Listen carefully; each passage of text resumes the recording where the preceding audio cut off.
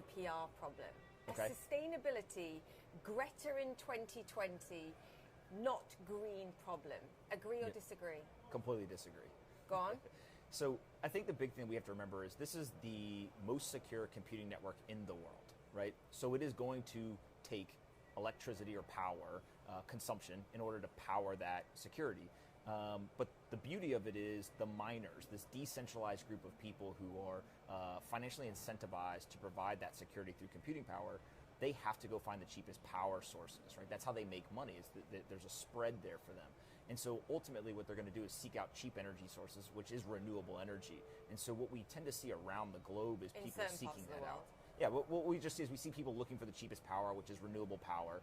Thankfully, when it comes to a lot of renewable power sources, there's excess power generation that can't be stored somewhere, right? So that's obviously one of the big problems is the battery issues. And the uncertainty with it. You can't have consistent energy power, whether it's hydro or wind or whatever it is that we're talking about here. So you can't store solar energy so efficiently either. So I think that's part of one of the drawbacks here. So one of the things you can't store, and then also on top of that, you get infrequent demand spikes, right? So there's not always persistent demand. When it comes to Bitcoin mining, all of a sudden now if I have a renewable energy source, I don't have to worry about storing all that power because I can just install more machines and I have a persistent demand. At all times, I can always have my machines running, consuming power, and securing this blockchain. So what we've seen is this explosion of hash rate on the Bitcoin blockchain, continuing that trend of it being the most secure in the world, but it's using renewable power rather than kind of non-renewables that are more expensive to actually produce. But there's two arguments there. There's one that, look, this is the most secure option that people have out there if they come to understand that, and therefore there is some compensation. There is an energy cost to that, an inefficiency cost to that in terms of energy. But you also told me that around 75% of the energy being used right now is renewable. Where's that data coming from? Because there's fierce criticism when I look around the world, and China, of course, we know they're not clean. Yeah, so there's a lot of studies that have come out. I'm the first to admit that each study, everyone can pick and choose what they like out of it, they don't like out of it, etc. The general consensus in those studies is 60 to 80%, right? So call it 70, 75%, 60%, 80%, whatever the number is. It's much more than people think is renewable, right?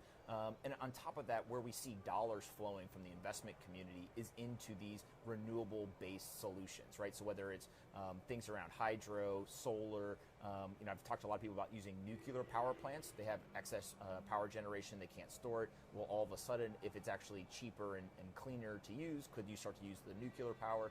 I think there's a lot of options, but the best part about this is there's a financial incentive for miners to figure out how to innovate in this space, because if they are the leaders, there is a very, very big payoff at the end of it. Will it ever be less energy intensive? I mean, I've got some comparisons here. It was a report done last year. The comparable carbon footprint of Bitcoin mining is New Zealand's.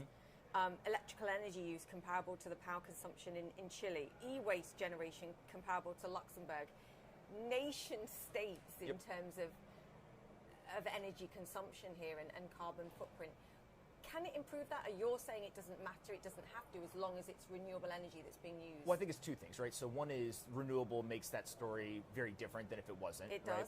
And then second is because it's the most secure computing network in the world, you expect it to have that high energy consumption, but the hardware is also changing. So what you're seeing is much more energy efficient hardware coming into the market. So whether it's through chip designs or other hardware innovations, again, it just takes time to do this, right? There's real engineers working with hardware and there's atoms involved. And you just have to do scientific work to figure this out. We've seen over the last 11 years it improve. I don't think that that'll stop. It's just how quickly can they innovate. Your